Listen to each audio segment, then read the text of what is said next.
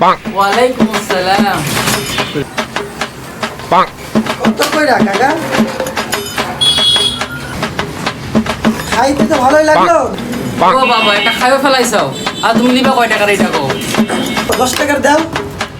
তো 10 টাকা নিবা দাঁড়া, 10 টাকা কেজি রাখো, 10 টাকা। লাল বুলুস যে দাম, লাল বুলুস যে তোমার একই দিনই কিনা যাবে।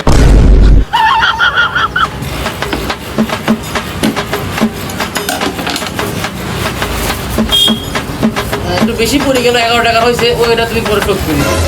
দেখি মাপা লাগবে না, সব দাও হ্যালো। 10 টাকা লালু বলো।